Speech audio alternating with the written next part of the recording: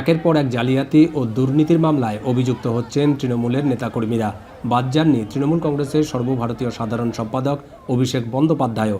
বিধানসভার বিরোধী দলীয় নেতা বাছাইয়ের প্রস্তাবে বিধায়কদের স্বাক্ষর জাল করার অভিযোগ ওঠে তাঁর বিরুদ্ধে। এবার তাকে পড়তে হয়েছে আইনি ঝামেলায়। বিরোধী দল কংগ্রেসের নেতা সোনিয়া ও রাহুল গান্ধীর সঙ্গে বৈঠকের উদ্দেশ্যে মমতা বন্দ্যোপাধ্যায়ের সঙ্গে যোগ দিয়েছিলেন অভিষেকও। তবে দিল্লি থেকে কলকাতায় ফিরেই অভিষেককে হাজির হতে হয় রাজ্যের অপরাধ তদন্ত বিভাগ সিআইডি দপ্তরে। শোভনদেব চট্টোপাধ্যায়কে বিরোধী দলনেতা করতে বিধানসভায় জমা দেওয়া প্রস্তাবে 13 জন বিধায়কের স্বাক্ষর নকল করার অভিযোগ ওঠে তার বিরুদ্ধে। সিআইডির দীর্ঘ 5.5 ঘন্টার জিজ্ঞাসাবাদে অনেক প্রশ্নেরই সন্তোষজনক উত্তর দিতে পারেননি অভিষেক বন্দ্যোপাধ্যায়। এমনকি তদন্তকারীদের প্রশ্নের মুখে কয়েকবার মেজাজও হারিয়েছেন তিনি।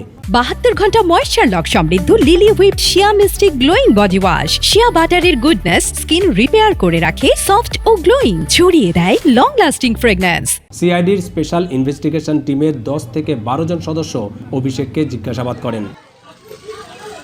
স্বাক্ষরের বিষয়ে বিধায়কদের অনুমতি নেওয়া হয়েছিল কিনা, কারা উপস্থিত ছিলেন তা জানতে চাওয়া হলে অনেকটা নিশ্চুপ ছিলেন তিনি। এসব কর্মকর্তারা তার কাছ থেকে প্রস্তাবের কিছু নথি চেয়েছেন। সন্তোষজনক উত্তর না পাওয়ায় আগামী 14 জুন স্থানীয় সময় বেলা 12টার দিকে অভিষেককে জিজ্ঞাসাবাদের জন্য ফের তলব করেছে সিআইডি।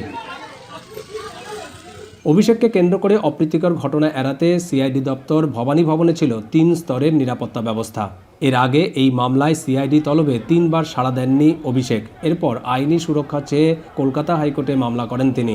সিআইডি তদন্তে সহায়তা করার শর্তে 2 সপ্তাহের আইনি সুরক্ষা দেয় আদালত। এ সময় আদালতের অনুমতি ছাড়া তার বিরুদ্ধে কোনো কঠোর পদক্ষেপ নেবে না সিআইডি।